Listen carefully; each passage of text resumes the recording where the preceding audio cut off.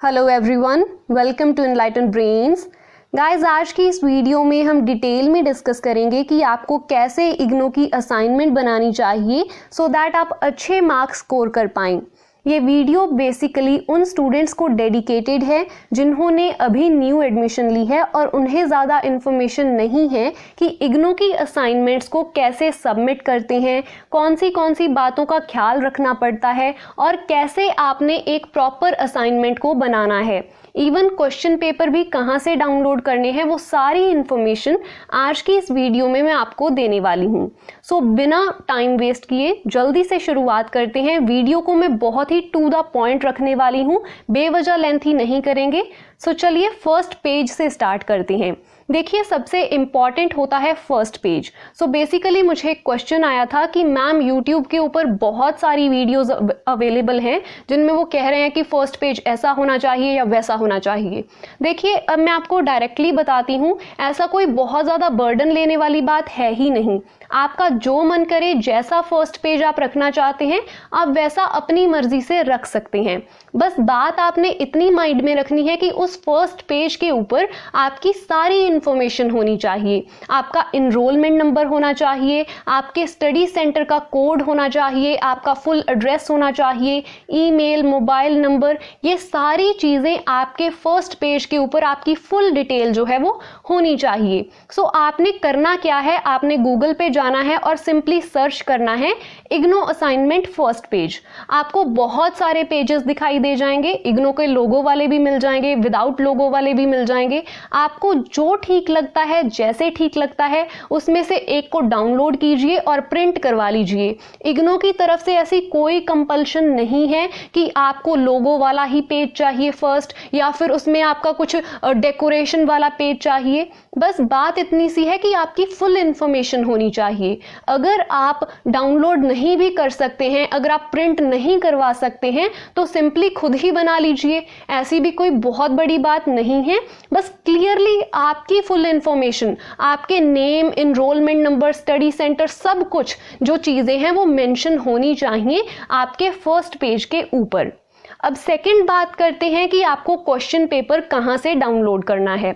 मैंने बहुत सारी वीडियोस पहले भी इसके ऊपर बनाई हैं, बट दोबारा बता देती हूँ। इग्नो की ऑफिशियल साइट का लिंक मैंने डिस्क्रिप्शन बॉक्स में दे दिया है।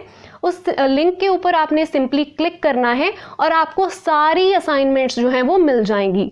जो भी आपका कोर्स है उसके ऊपर क्लिक कीजिए और अपनी जो असाइनमेंट है उसका क्वेश्चन पेपर डाउनलोड कर लीजिए। उसी असाइनमेंट के ऊपर ये भी लिखा हुआ है कि आपने असाइनमेंट कब सबमिट करनी है।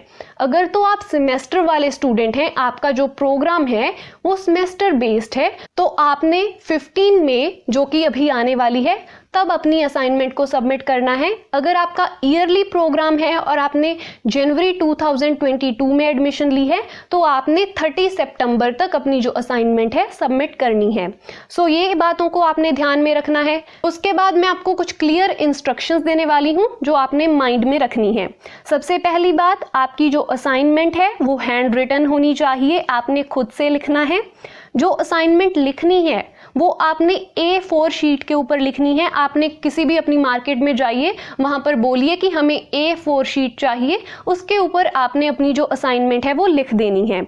और आपने ब्लू पेन का यूज़ करना है अपने आंसर्स को लिखने के लिए। आप ब्लैक पेन का यूज़ कर सकते हैं अपने क्वेश्चंस को लिखने के लिए। अब यहाँ पर कोई कंपल्शन नहीं है कि आपको ब्लैक पेन से ही अपने क्वेश्चंस को लिखना है। अगर आप ब्लैक पेन से नहीं लिखना चाहते, आप ब्लू पेन से भी लिख सकते हैं। सो बस जस्ट प्रेजेंटेबल लगता है, अच्छा लगता है देखने को, इस वजह से आप ब्लैक पेन का यूज कर सकते हैं क्वेश्चन लिखने के लिए। उसके बाद आप अवॉइड कीजिए कि किसी भी तरीके का रेड पेन या फिर रेड कलर का यूज़ ना हो आपकी असाइनमेंट के ऊपर, क्योंकि आपके जो असाइनमेंट को चेक करने वाले होते हैं वो रिमार्क देते हैं रेड पेन के साथ। सो वहाँ पर आपका जो क्वेश्चन लिखा होगा या फिर आपने कुछ रेड कलर से किया हुआ है तो वो मिक्स हो जाएगा। सो बेटर है कि रेड पेन का यूज़ आप बिल्कुल ना करें।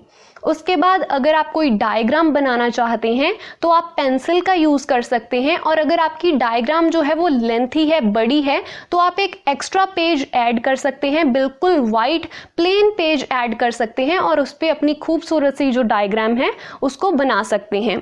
उसके बाद ये बहुत सारी असाइनमेंट्स में मेंशन किया होता है कि आपने लेफ्ट साइड के ऊपर मार्जिन ज़रूर छोड़ना है, और जब आपने नया क्वेश्चन लिखना है, आपने एक आंसर को कंप्लीट किया, उसके बाद जब आप एक नया आंसर लिखने की शुरुआत कर रहे हैं तो बेटर होता है कि आप एटलीस्ट 4 लाइंस को छोड़ें।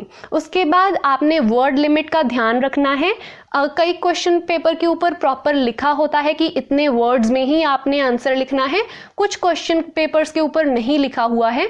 जैसे कि अगर बात करें पॉलिटिकल साइंस की, तो वहां पर एमए पॉलिटिकल साइंस वाले स्टूडेंट्स को क्लियरली बताया गया है कि आपके जो क्वेश्चन हैं वो आपने आंसर 500 वर्ड्स में देना है। सो उन्होंने उसको ओवरराइट नहीं करना है, जितना कहा गया है उतना ही लिखना है। कुछ क्वेश्चन पेपर्स के ऊपर ऐसा कुछ भी नहीं लिखा हुआ है कि कितने वर्ड्स में होना चाहिए, सो वो आपने अपने हिसाब से देख लेना है कि 10 मार्क्स का क्वेश्चन है तो मैंने 2 या 3 पेजेस में कवर कर देना है, या फिर क्वेश्चन किया क्या गया है, उसका आंसर कितना बनता है, आप कितना लिख सकते हैं, वो सारी चीज़ें आपने खुद से ध्यान रखना है। उसके बाद एक इम्पॉर्टेंट चीज़, इन्वायरमेंट फ्रेंडली जो आपके कवर होंगे वो यूज़ कीजिए, कोई भी प्लास्टिक फाइल्स का यूज़ मत कीजिएगा।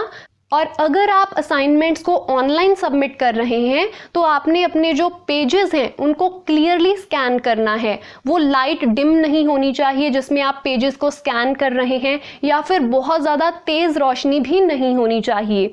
अगर आपके पेजेस प्रॉपरली स्कैन नहीं होंगे तो आपकी असाइनमेंट्स को रिजेक्ट कर दिया जाएगा और आपको बताया भी नहीं जाएगा कि आपकी असाइनमेंट रिजेक्ट हो गई है। सो उसका आपने ध्यान रखना है कि अपनी असाइनमेंट के पेजेस को आपने क्लियरली स्कैन करना है। और अगर आप स्टडी सेंटर में जाकर अपनी असाइनमेंट को सबमिट करवाने वाले हैं तो बेटर है एक जेरॉक्स कॉपी आप अपनी असाइनमेंट्स की अपने पास ज़रूर रख लें। कई बार क्या होता है, असाइनमेंट्स गुम हो जाती हैं वहाँ पर, या फिर कोई भी प्रॉब्लम आ जाती है, तो आपके पास एक असाइनमेंट की अगर कॉपी रहेगी तो वो बेटर रहेगा। उसके बाद अगर आप स्टडी सेंटर में जाकर अपनी असाइनमेंट सबमिट करवा रहे हैं तो don't forget to take receipt. आपको ज़रूर रिसीट लेनी चाहिए क्योंकि वो आपके पास एक प्रूफ रहता है कि आपने अपनी असाइनमेंट जो है वो सबमिट करवा दी है।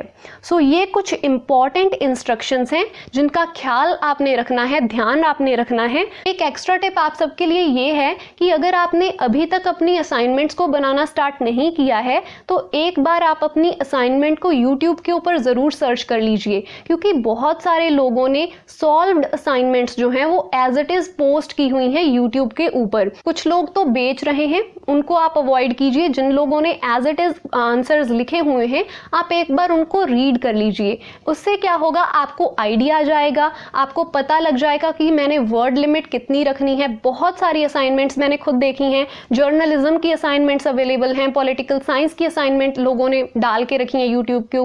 एक बार आप उसको चेक कर लीजिए। कोई भी आपका प्रोग्राम है, अगर आपको असाइनमेंट मिल रही है तो वहां से कुछ आइडिया ले लीजिए, पूरा का पूरा कॉपी मत कीजिएगा क्योंकि इग्नो वालों को भी पता चल जाता है और फिर वो आपकी असाइनमेंट रिजेक्ट कर देंगे तो ज़्यादा प्रॉब्लम होगी।